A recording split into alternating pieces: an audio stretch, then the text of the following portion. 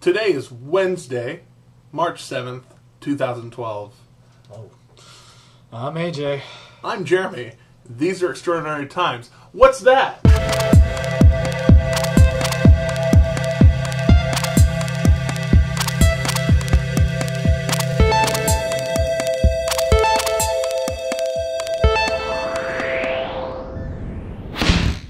Well, we're back. Happy Wednesday, y'all. First story of the day is a throwback. Look back there for our story on the dad that was shining the laser in the eye of the goalie on the opposite team. Why would you do this? Girls hockey team, come on. Seriously. I mean, it's competitive, but come on, man. Anyways, so apparently the school district will not stand for this kind of egregious 80-year-old style activity from a 42-year-old man, and they're instead charging him with disturbing the peace, which basically is just don't do that again. But also he's already been disciplined by his daughter, who's like, "Dad, you're kind of a jerk, and I didn't speak to you for 3 days, but I still love you because you're my dad." You know, they had a bonding moment. Well, she was kind of teased at school stuff, or at least got flack for it at school, which kind of understandable, and really he needs to make it up to her for that. I cheated for you. Well, no, you were kind of a dick. Sorry. Yeah. But moving on. Anyway, Super Tuesday has passed. Alaska, Georgia, Idaho, Massachusetts, North Dakota, Ohio, Oklahoma, Tennessee, Vermont, and Virginia have all put forward their votes as to who they think should be the Republican candidate. And for the most part, people said Mitt Romney. For the most part. A couple states went for Rick Perry, and one actually went for Gingrich. You mean Rick Santorum? Oh, yeah, I get those two confused. Ice cream. That is cheap. You know, they're both losers. You know. Look it up. Anyway. Click the link right over here, right below the subscribe box. Click that link and then click the subscribe box. It's amazing. Both for us and for the bad lip reading guys. Anyway, so yeah, Mitt Romney's doing amazing. Yeah, he's probably going to get it. And yeah, on to awesome stuff. On to the cool things. First off, this guy is probably the luckiest man of the year. He is currently without a pulse. Also, he is currently alive and talking and cogent. His heart up in Omaha, Nebraska. His heart is so blocked up and awful that basically they had to shove a tube into the left ventricle, which, for those of you who don't know how the heart works, the left ventricle is kind of what pumps it forward. It starts the whole process for you. And now they have a hose into his left ventricle, pumping the blood for him. And now apparently he feels great, other than the fact that he's tethered to this machine that if it turns off, he dies. But he also is existing without a heartbeat, so... which, you know, it's better than what he was doing. He had a 15% working heart.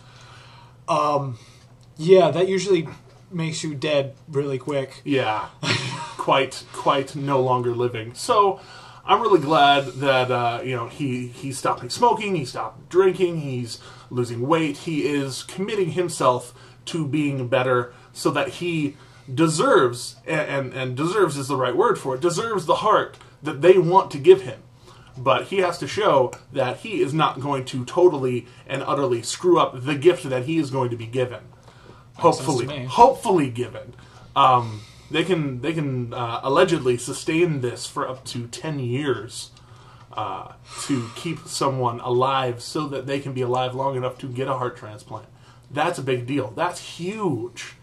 Whoever thought? Who 10 years ago? Admit it. 10 years ago, would you have thought somebody could have lived without a heartbeat at all? Really? I'm going to call him a vampire now. Anyway. And he's being kept alive by a machine, so he's a robot. Vampire, robot, cyborg. Ah! For those of you who don't watch Philip DeFranco, do it. Vampire, robot, Nazis who are also zombies. That is his. And we move on. Right.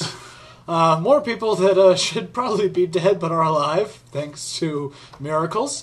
You know what? Not a miracle. If you go out and you're a kite surfer and you actually go out with a knife on you, not in you, but on you, and, drinks and stuff to keep you alive, You know what you're doing. you know what you're doing. This guy from Poland, John...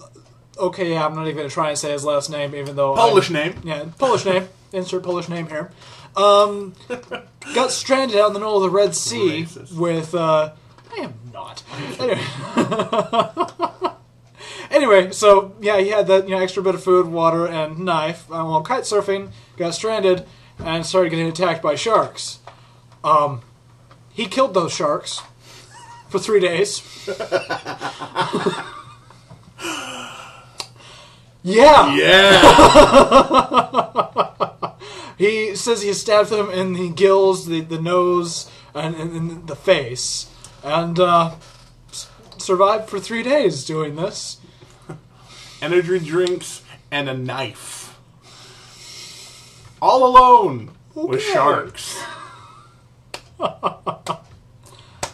That's Chuck Norris right there. That is... He's. I think he deserves some notoriety for surviving with sharks. Most definitely, yes. Some really sad news for those of us who have a little bit of UK pride, but happy news for those of you who have Brazil pride, which I know at least 2 of you that watch the show do. Brazil has finally overtaken the UK as. In economy size. They are now the 6th largest economy, and the UK is now the 7th. Which doesn't sound like a huge deal, but it means, I'm not sure if it really means that Brazil is growing, or if the UK is shrinking in the economy. I think a bit of both, simply because Brazil has been growing for a while now, and it didn't grow as much as it did and was expected to in 2011. But it still overtook the UK as 6th largest, so, yeah, like I said, I think a bit of both. You know what? We buy their fruit. It's good. Just saying.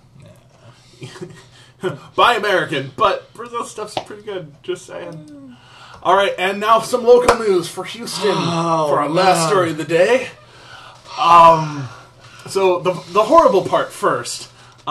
These Girl Scouts were out in front of a Walmart, and they were doing their Girl Scouty thing, selling cookies. Delicious. Too delicious to be So real. good. Anyway. But they were doing their Girl Scouty thing, and a guy in a car and his buddy pulled up, and his buddy went and posed as a buyer, and then grabbed all their money and ran to his buddy in the car. Well, the Girl Scouts, fortunately, did not take this very lightly. They were not happy. They chased after him, and one of them actually got to the guy in the passenger seat who had his window rolled down. Don't know why you would do that. Anyway, punched him repeatedly in the face.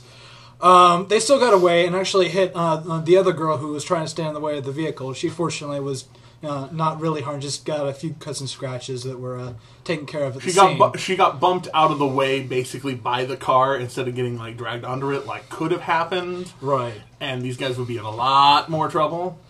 Luckily, she knows how to fall when she's about to be struck by a vehicle, if I could talk today. These guys were, by the way, driving a dark-colored late model Toyota Camry is what reports are saying. So if you happen to see this vehicle, please report it to the police. In the Grand Parkway and Bel Air area is where it all happened. That's kind of down South Houston, closer to Fort Bend County and all that. Especially if you see one of the guys in the vehicle with a black eye or something. Because the way they put it, she knocked him hard. She was punching him in the face. You don't take money from a girl, much less a Girl Scout, selling cookies. A little sad note, if they don't get this money back, the girls may actually have to cover this $200. So, yes, please, somebody turn these guys in. They Or, need to be. if it comes down to it, just out of the goodness of your heart, see if you can find out how to donate some money to them so that they don't have to pay for somebody else being stupid. You pay for their stupidity or something. I don't know. Be charitable. That's the real message. Anyways, And then if you catch them, hey, guess what? They get another $200 right off there. exactly. They get more cookie money and going to do good things money. Hopefully. Yeah. Anyways, You know who I am. You know who he is. These are extraordinary times. Send us your stories at the link right over